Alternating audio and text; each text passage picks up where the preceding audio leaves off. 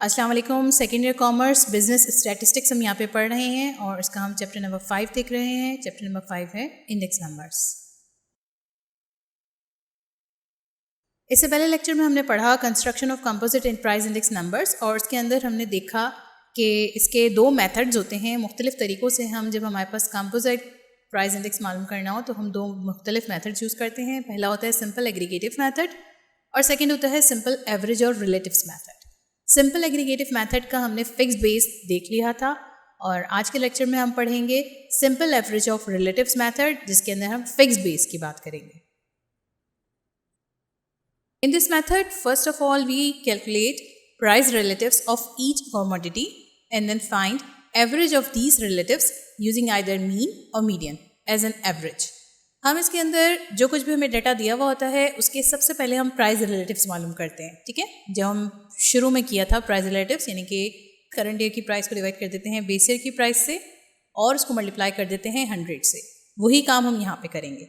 उसके बाद जब हमारे पास सारे प्राइस रिलेटिव्स आ जाएंगे फिर हम इनका मालूम करेंगे मीन या फिर मीडियन। दोनों चीज़ें आपको यहाँ पे करवाई जाएंगी कि दोनों तरीक़ों से हम इसमें एवरेज ऑफ रिलेटिव्स मेथड में मालूम कर सकते हैं। मीन हम लोगों ने अपने सेकंड चैप्टर के अंदर पढ़ा था।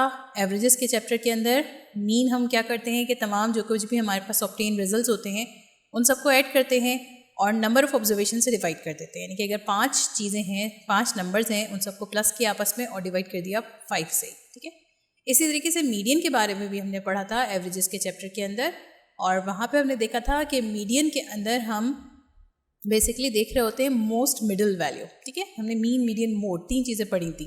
मीडियन हमारी मोस्ट मिडिल वैल्यू होती है और मोड हमारा मोस्ट रिपीटेड वैल्यू होता है। ठीक है, लेकिन हम यहाँ पे सिर्फ मीन और मीडियन की बात करेंगे। ओके, इसको समझने के लिए किस तरह से करना है हमने इस मेथड को अप्लाई। यहाँ पे मैंने लिया है 5.20 the prices of 5 food items in 1978 and 1988 are listed below.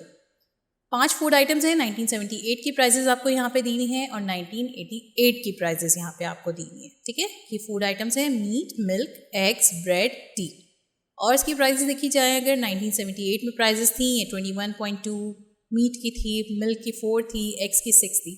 Same इसी तरीके से 1988 की प्राइजेस भी देनी है कि 1988 में मीट की प्राइस थी 35, मिल्क की थी 8.2। ठीक है, ये सब चीज़ें यहाँ पे दे दी गई हैं। ये हमारा एक सवाल का डाटा हमें प्रोवाइड किया गया है। अब इसमें कहा किया जा रहा है कि compute the average of relative index mean for 1988 taking 1978 as the base. इसमें इन्होंने यहाँ पे कहा है कि आपने एवरेज ऑफ रिलेटिव इंडेक्स मालूम करना है मीन की मदद से। ठीक है, हमने अभी पीछे पढ़ा कि मीन और मीडियन दोनों, लेकिन यहाँ पे रिक्वायर्ड क्या है, मीन है। मैं आपको यहाँ पे दोनों तरह से करके बताऊंगी कि मीन में कैसे कर सकते हैं और मीडियन से कैसे कर सकते हैं। ठीक है, लेकिन सिर्फ रिक्वायरमेंट इस सवाल की मीन तक ही है। For 1988 taking 1978 as the base, क्योंकि हम प्राइस रिलेटिव्स की बात कर रहे हैं तो यहाँ पे फिक्स बेस की बात होगी। फिक्स बेस की बात होगी तो 1978 को उन्होंने कहा है कि बेस ईयर ले लिया जाए। ठीक है, तो यहाँ तक तुम्हारी क्लियर हो गई चीज़ें कि 1988 हमारा करंट ईयर है और 1978 हमारा बेस ईयर है। 2 ही ईयर्स हैं, करना बहुत आसान हो जाएगा हमारे लिए। ओके, इसके बाद फिर मैंने यहाँ पे अपने जो ऊपर डाटा गिवन था इसको दोबारा से अरेंज करके लिख लिया है और फूड आइटम्स हैं हमारे यहाँ पे meat, milk, eggs, bread, tea. फिर इसके बाद मैंने नीचे टोटल का कॉलम बना एक रॉ बना ली है और उसके बाद मेरा मीन है और लास्ट में मेरे पास मीडियन है। मीडियन हालांकि हमारे पास सवाल में रिक्वायर्ड नहीं था, लेकिन सिर्फ आप लोगों को एक्सप्लेन करने के लिए मैं यहाँ पे मीडियन भी बता रही हूँ। ठीक है, वरना अगर सवाल में मीडियन रिक्वायर्ड नहीं है तो आपने नहीं बनाना है।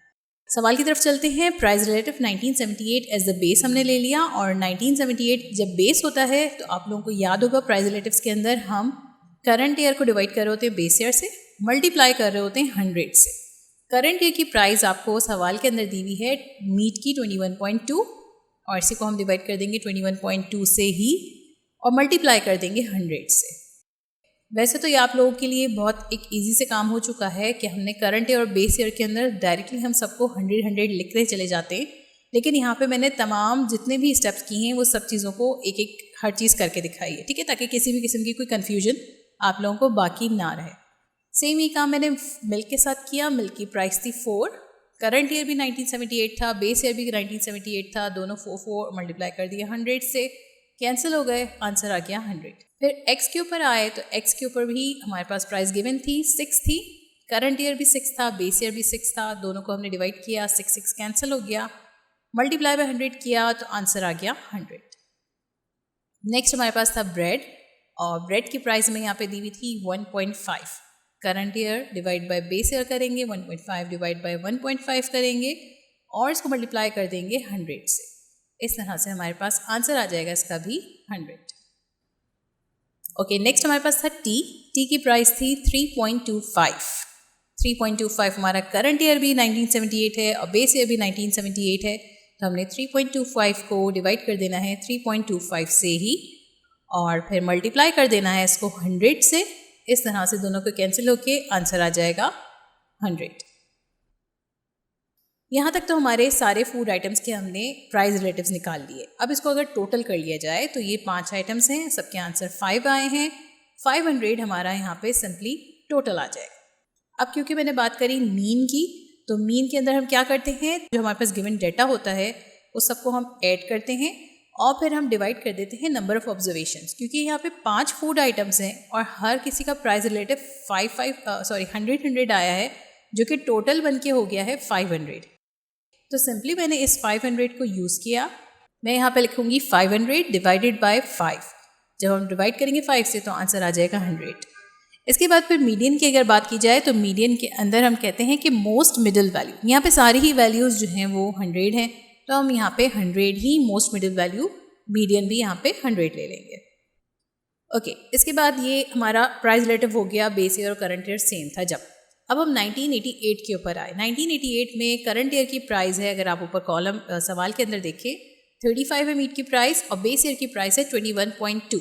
डिवाइड किया दोनों को, मल्टीप्लाई कर दिया 100 से, इस तरीके से कैंसिल होके मल्टीप्लाई होके आंसर आ जाएगा हमारे पास 165.09। नेक्स्ट हम आए मिल्क के ऊपर। 1988 में मिल्क की प्राइस थी 8.2 और 1978 में मिल्क की प्राइस थी 4।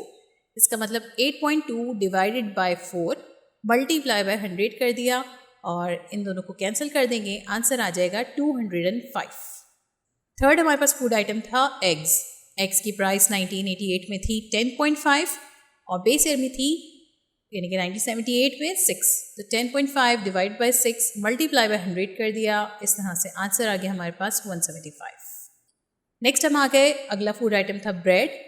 1988 में करंट ईयर में प्राइस थी हमारी 2.5।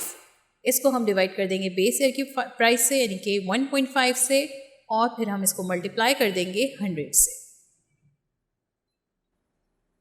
इस तरीके से आंसर हमारे पास आ जाएगा 166.66। लास्ट हमारे पास फूड आइटम दिया हुआ था टी की 1988 में प्राइस थी, करंट ईयर में प्राइस थी 5 और बेस ईयर यानी कि 1978 में प्राइस थी 3.25। इस वजह से हमने 5 को डिवाइड किया 3.25 से और इसको मल्टीप्लाई कर देंगे 100 से। इस तरह से हमारे पास इसका आंसर आ जाएगा 153.84। तो यहाँ तक तो हमने इनके प्राइस रिलेटिव्स मालूम कर लिए फिक्स बेस के साथ। अब नेक्स्ट काम जैसे हमने पहले 1978 में किया था वही काम करेंगे हम। इन सबको हम टोटल कर लेंगे। 165.09 को प्लस करेंगे 205 में, फिर 175 ऐड होगा, फिर 166.66 ऐड होगा, फिर 153.84 और आंसर आ जाएगा 865.59। ठीक है, ये तो हमारा टोटल हो गया। अब हमने, क्योंकि हमें रिक्वायर्ड है कि compute the average of relative index mean, ठीक है, मीन हमने मालूम करना है। मीन मालूम करना है, सिंपली हमारे पास टोटल आ चुका है, हमने इस टोटल को डिवाइड कर देना है जितने भी हमारे टोटल फूड आइटम्स हैं। ठीक है, meat, milk, eggs, bread, tea, 5 food items हैं। हमने 865.59 को डिवाइड कर देना है 5 से और आंसर आ जाएगा हमारे पास 173.118। अब इसके बाद हम इसका अगर मीडियन मालूम करना चाहें तो मीडियन जो है हमारे पास वो वैल्यू होती है जो कि मोस्ट मिडिल वैल्यू होती है। ठीक है, अब इसके अंदर हम सिंपली एक अगर असेंडिंग ऑर्डर देख लें हम कि छोटे से बड़े की तरफ अगर हम जाएं तो यहाँ पे सबसे छोटी वैल्यू यहाँ पे 153.84 है। ठीक है, उससे ऊपर हमारे पास अगर वैल्यू कोई सी आ रही है तो 165 आ रही है। ठीक है, फिर उसके बाद 166 वाली वैल्यू है, फिर 175 और 205। इस तरह से मोस्ट मिडिल वैल्यू जो हमारी बनी वो बनी 166.66। तो ये हमारे पास आ गई मीडियन की वैल्यू।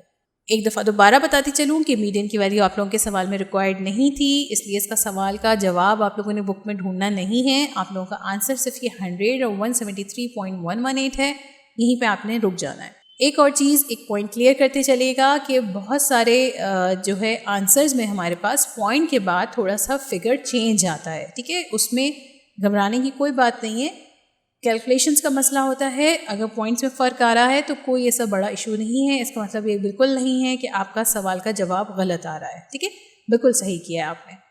तो ये था आज का लेक्चर हमारा, और इसके अंदर हमने देखा कि किस तरीके से हम मालूम कर सकते हैं प्राइस रिलेटिव्स को, फिक्स बेस अगर हो हमारे पास, और हमें मेथड दिया हुआ था एवरेज ऑफ रिलेटिव इंडेक्स। इस लेक्चर के हवाले से भी आप लोगों को अगर कोई भी कन्फ्यूजन हो तो आपने हमें फेसबुक, इंस्टाग्राम या इस ईमेल एड्रेस या फिर हमें कमेंट सेक्शन में पूछना है। और अगर ये वीडियो पसंद आई है तो इस वीडियो को लाइक ज़रूर कीजिएगा, ज़्यादा से ज़्यादा शेयर कीजिएगा और हमारे चैनल को सब्सक्राइब ज़रूर कीजिएगा। अल्लाह हाफ़िज़।